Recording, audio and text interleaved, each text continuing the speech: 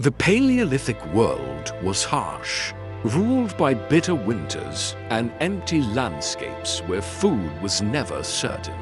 Families gathered in caves, pressed close around the fire as shadows leapt and stretched across stone walls. Outside the flames, predators prowled, storms raged, and sickness struck without warning.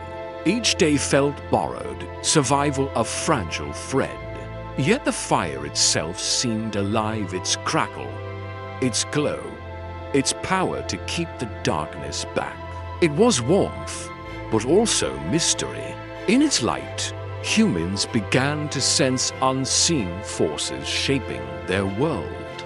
Fragility turned into wonder, and wonder into the first whispers of belief. Thunder rolled across the ancient sky, shaking the ground beneath trembling feet. To Paleolithic families, such power was unbearable, for no spear or fire could stop the storm. When lightning split the heavens or an eclipse swallowed the sun, the world seemed to collapse into mystery. Death came suddenly, without reason, leaving only fear and silence. So imagination stepped in where knowledge could not. Invisible spirits were born shadows behind the wind, voices within rivers, fire that breathed like a living thing. Humans moved carefully, whispering near storms, leaving offerings at caves and streams. Each strike of thunder carried meaning, and slowly, ritual became a way to bargain with the powers shaping their fragile existence. A quiet shift unfolds in the Stone Age. For countless generations, the dead had been left to decay, but now something changes. Bodies are laid in shallow earth, lined with stones, their forms sprinkled with red ochre, the color of blood, of life itself.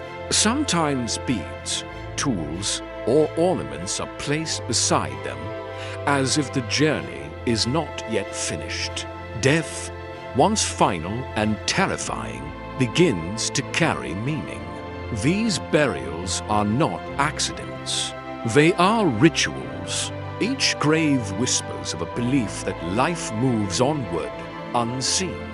With every burial, humanity affirms that the spirit's path does not end in silence. Deep inside Shanidar Cave, archaeologists uncovered something extraordinary. The burial of a Neanderthal, ringed with traces of wildflower pollen. These flowers, carefully placed, reveal more than survival, they reveal tenderness. Perhaps they were offerings, perhaps decoration, but their meaning runs deeper.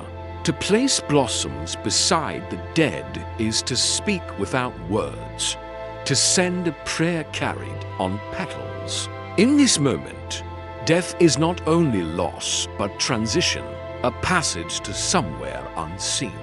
The flowers suggest hope, not despair. Around the flicker of ancient firelight, humanity's first faith quietly blooms, a belief that beyond darkness, another world waits to be found. Dot in the flicker of torchlight, the cave walls came alive. Hunters stepped into the darkness of Lascaux and Chauvet. Carrying more than weapons, they carried hope.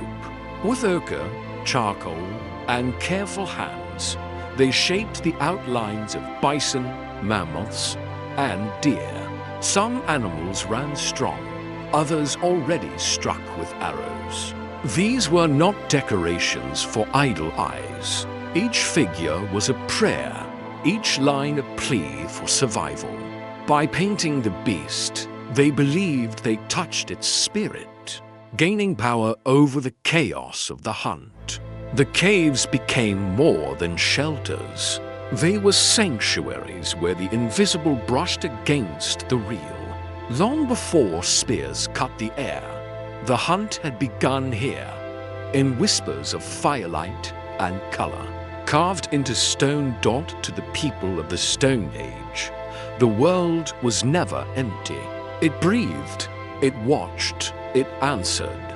Every rock, every river, every animal carried a spirit, alive and aware.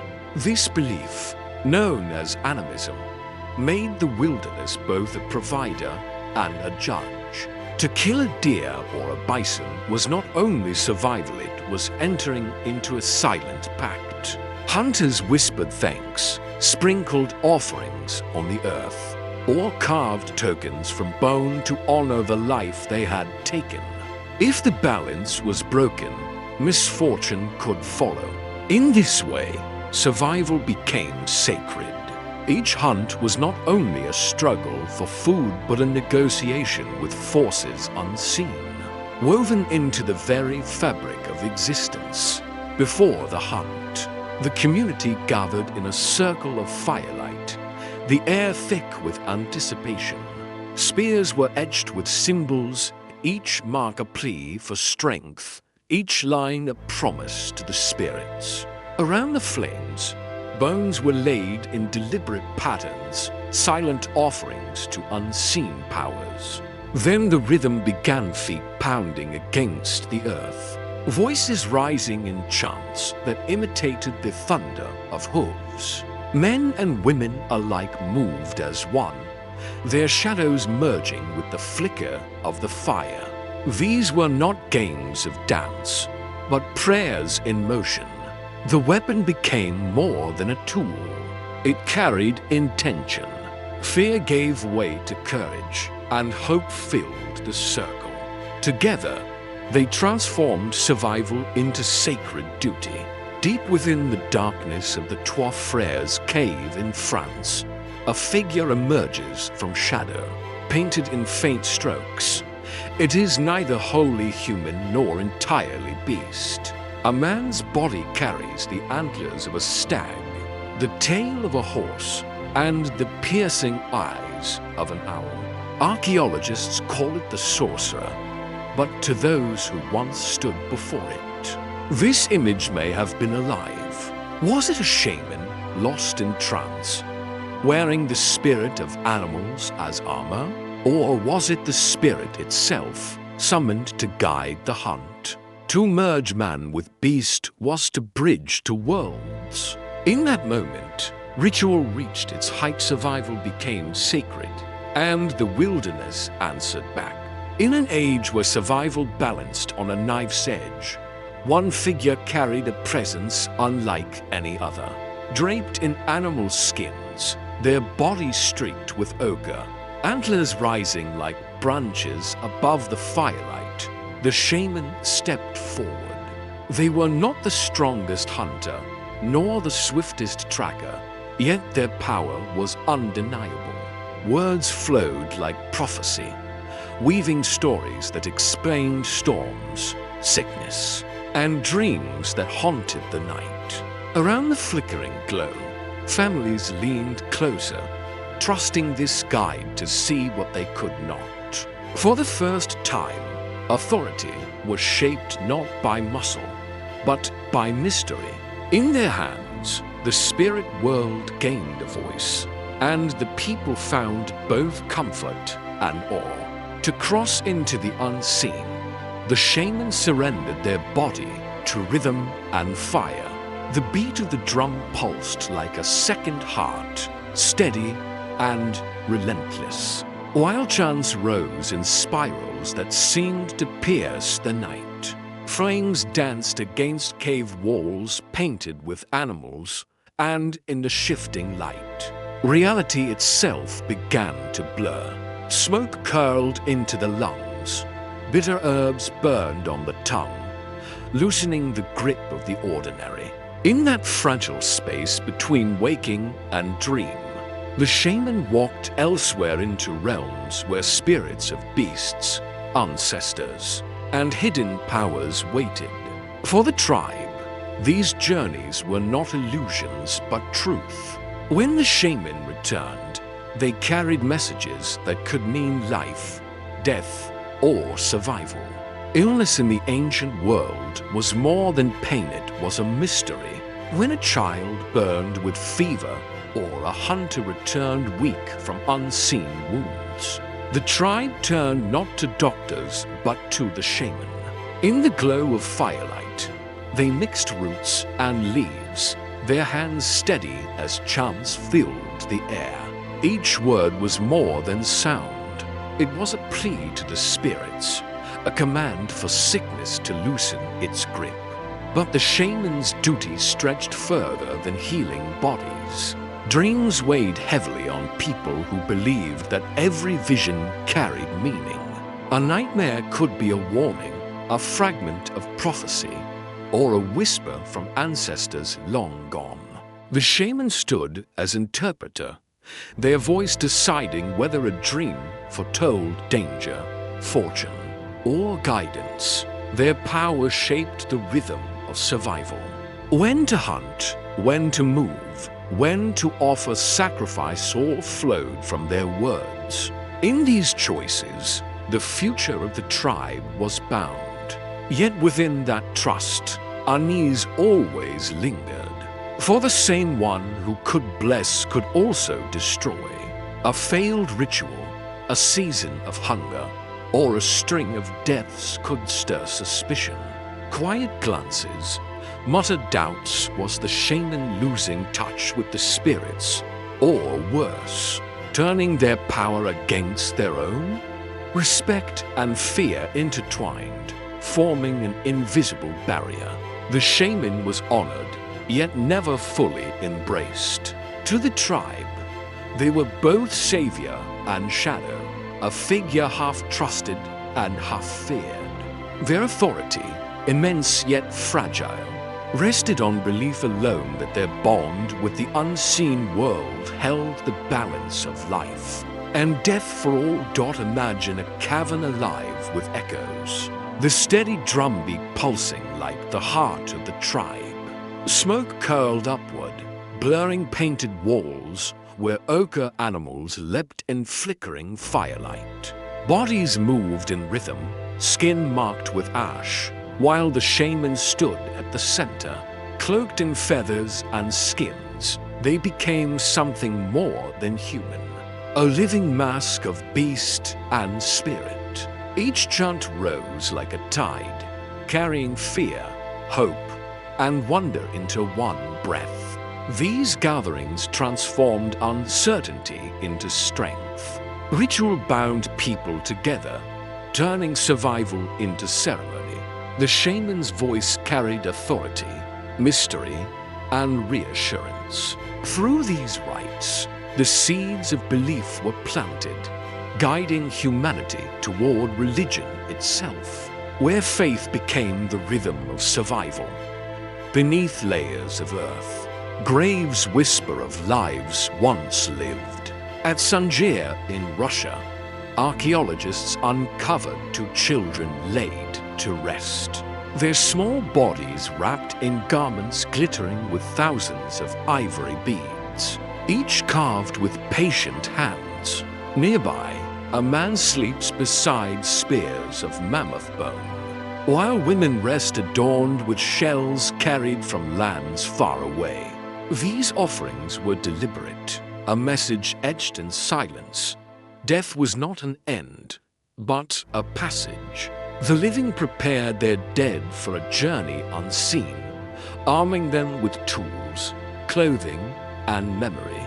Such burials reveal the dawn of belief, when humans first imagined a world beyond breath, where existence continued in shadow and spirit to the people of the Stone Age. The dead never truly vanished. Ancestors lingered at the edge of the firelight, unseen but ever present. A good hunt might be praised as the gift of a grandfather's spirit, while famine or injury was blamed on those forgotten or dishonored. Families left food, fire, or simple tokens to keep the unseen close and content.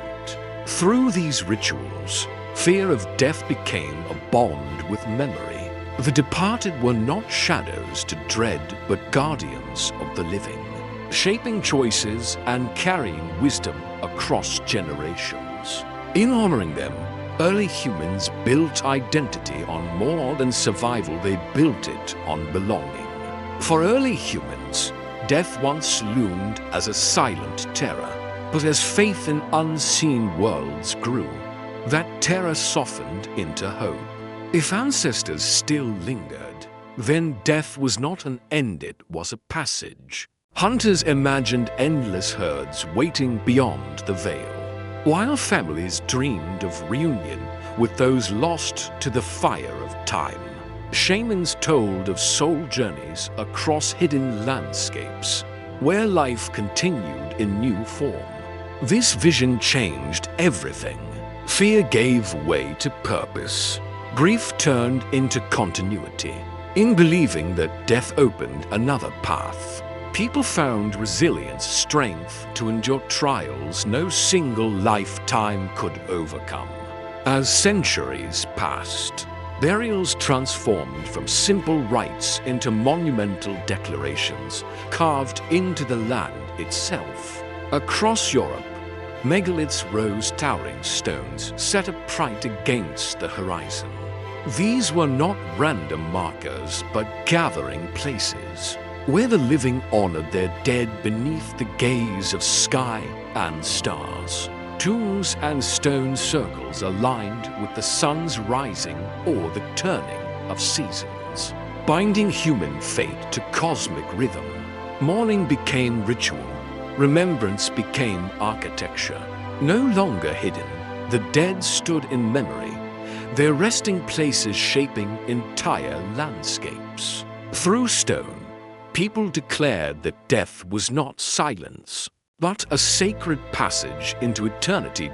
In the beginning, sacred gatherings flickered in the glow of cave fires, shadows dancing against walls marked with paint and prayer.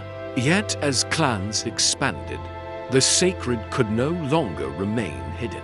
Across the hills of ancient Turkey, at Göbekli Tepe, people raised towering pillars more than 11,000 years ago, stones carved with animals and arranged in vast circles. These were not shelters, but sanctuaries designed for gathering and devotion. Here, hundreds, perhaps thousands, stood together, bound by ritual. The move from caves to monuments marked a revolution. Belief had grown communal, shaping societies through shared ceremony and spiritual purpose. As sacred sites rose from the earth, belief began to speak a new language, symbols etched in stone. Lions with piercing eyes, serpents coiled in warning, vultures spreading wings. Each carving carried power beyond its shape. Totems of wood or stone stood tall, binding clans to spirits, guardians of both the living and the dead. The heavens, too, became part of worship, as stones aligned with stars and solstice marked cosmic order. Around these sanctuaries, feasts were shared, stories told, and rituals performed. Faith became visible, carved into memory, where symbols spoke across ages to gods, spirits, and generations yet unborn. At first, spirits had no form, only the whisper of wind, the blaze of fire, the shadow in a storm. But as communities grew, humans gave these forces faces and names. The sun became a guardian, the moon a watchful eye, the earth a mother, fertility a giver of life. Nature's cycles were no longer mysteries, but the work of gods with will and purpose. With names came power, rituals sharpened, offerings demanded, loyalty enforced. These deities shaped calendars, harvests, and laws. Belief hardened into structure, binding survival not only to nature, but to divine authority etched into every life. When temples rose, they became more than stone, they became the pulse of life itself. No longer were people gathering only to eat or shelter.